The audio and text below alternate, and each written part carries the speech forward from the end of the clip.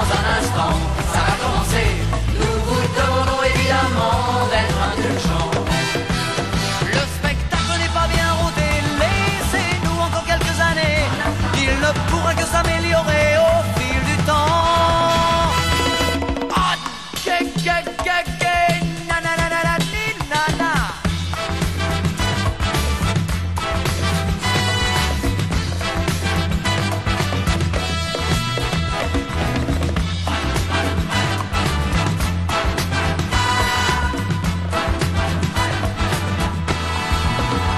attention mesdames et messieurs, dans un instant, ça va commencer. Installez-vous dans votre fauteuil bien gentiment. 5, 4, 3, 2, 1, 0, partez. Tous les projecteurs vont s'allumer et tous les acteurs vont s'animer en même temps. Quand les icônes illuminent le ciel, tout devient calme au fond de la salle. Apparaît alors Darlene. Belle. Elle effectue sa grande promenade du soir, éclairant sur son passage un petit village perdu sur la ligne du fleuve Sénégal. Dans ce village vit un jeune garçon appelé Viatin. Viatin se pose une question importante. Quel est le chemin qui mène à la vérité? Alors il interroge les dieux, les cieux. Il demande à son père, à sa mère, à ses frères et sœurs. Il a même quitté le sorcier du village. Et à chaque fois, il pose la même question. Mais personne ne lui apporte une réponse satisfaisante.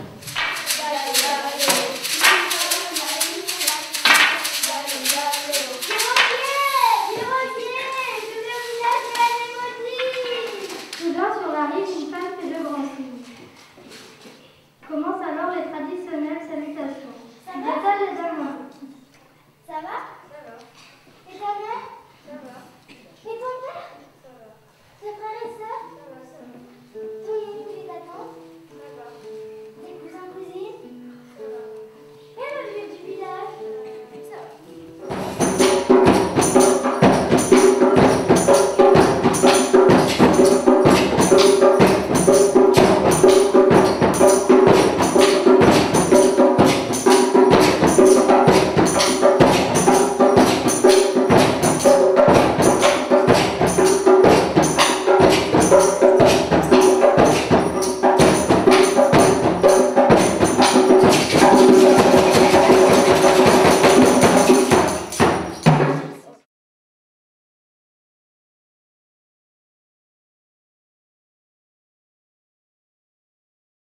Vous êtes jeté à corps perdu vers une issue fatale.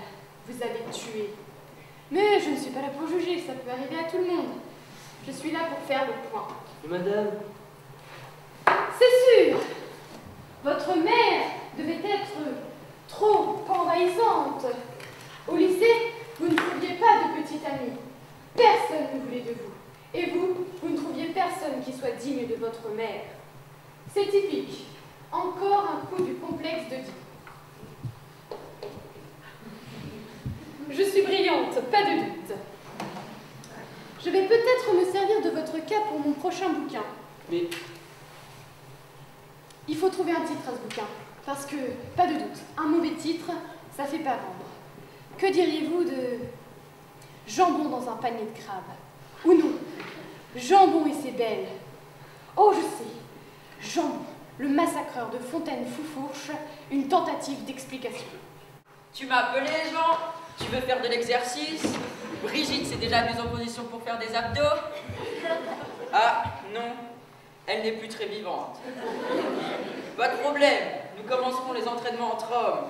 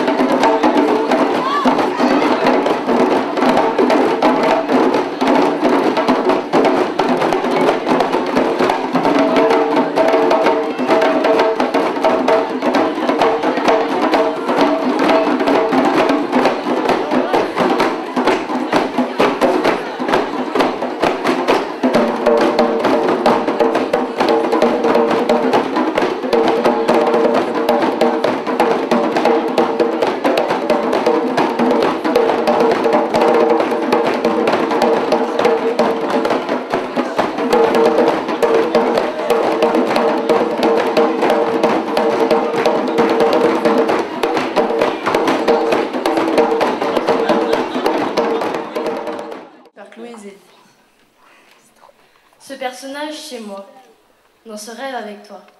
On se contente d'avancer. On part vers l'inconnu, sans rien de prévu. On se contente d'avancer. On marche encore et toujours, la nuit comme le jour.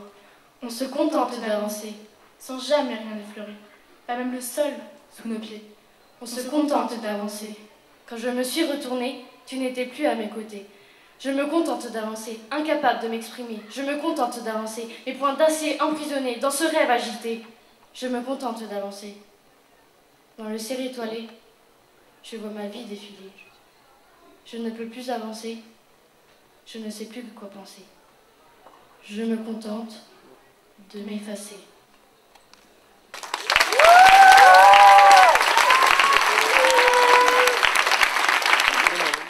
Il se regarde, cloué sur place. Il la regarde, elle le regarde, puis il se retourne. Elle le contourne comme un anneau, lui, qui était de dos. Ça tourne dans sa tête, où elle séjourne en fait, lui court, les feuilles craquent autour. Il pense absence qu'il ne la reverra jamais. Il se dit qu'il l'aimait avec son visage doré et qu'il ne pourra plus la regarder. Elle et lui, à minuit, dans les rues de Paris. La beauté qu'elle dégageait et le bonheur qu'elle lui apportait. Mais c'est fini, il ne la reverra jamais. Elle représentait le bonheur, la chaleur, la douceur. Elle appartenait à son cœur. Il a peur de l'avenir qu'il devra découvrir. Il a peur du futur qu'il collera sur un mur. Il l'a dépassé, effleuré et aimé. Mais pourtant, il l'a abandonnée. Elle, qui représentait son passé. Lui, à minuit, dans les rues de Paris.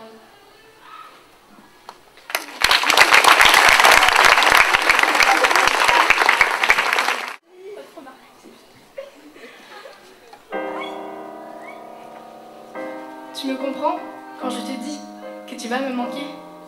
Ah ça oui, tu vas me manquer. Tu me comprends quand je te dis que dans mon enfance, ton ignorance, c'est l'une des pires souffrances? Depuis qu'on a 3 ans, on se soutient moralement. Il y a 11 ans, on n'avait même pas toutes nos dents. Mais pourtant, à ce moment, on était complices. On était des enfants. Et maintenant? Maintenant, tu me comprends quand je te dis que tu vas me manquer? Notre relation, trop fusionnelle, comme tu le dis, nous a trahis. On a été séparés. Trop de moments à bavarder, à jouer, à profiter. Pendant 5 années, on en a chié. Tu me comprends quand je te dis que tu m'as manqué? Puis on a vraiment compris des choses à la vie. On a grandi.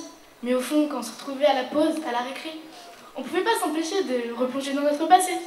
Tellement de temps à rigoler, avec tous nos délires, à se bagarrer. Je peux pas oublier. Ça restera gravé. On était des enfants. On en a encore maintenant. Et tes ailes se sont ouvertes. Tu t'es envolé. Tu as changé du bon côté. Tu as grandi, tu as mûri, je l'ai senti. Et j'ai souri. Je sais pas comment ça finira entre nous. Mais de quelque façon que ce soit, je sais qu'on finira avec au fond un peu de nous. Dans mon sourire, tu es là. Dans mes souvenirs, tu es là. Dans mon futur, j'espère que tu resteras. Tu me comprends quand je te dis que tu m'as manqué, que tu me manques et que tu me manqueras? Moi, ce que je comprends de tout ça, c'est que tu es comme un frère pour moi. Et que je t'aime, mon pote, à moi. Dédicace à Mathis.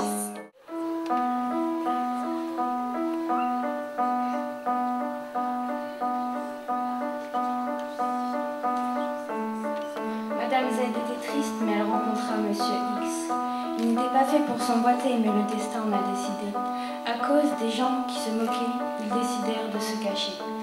Ils avaient peur des préjugés, ça les fit beaucoup pleurer. Mais, un samedi après-midi, il se fit ce qu'il se fit. Ils se déclarèrent leur amour, et peut-être pas pour toujours. Mais en secret, ils espéraient que ça durait quelques années.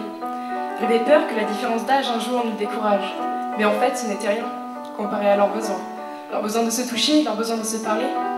Et on espère qu'un jour, ils oseront vivre en plein jour leur union. Bon anniversaire, Pablo!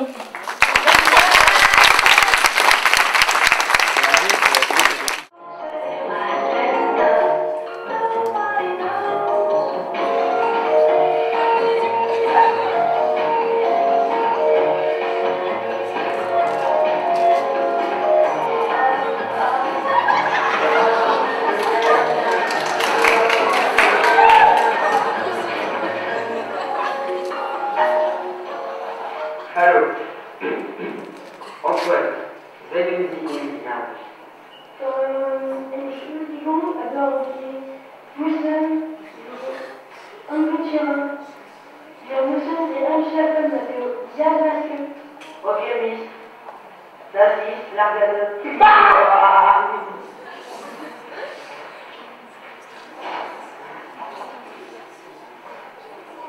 Okay, können wir.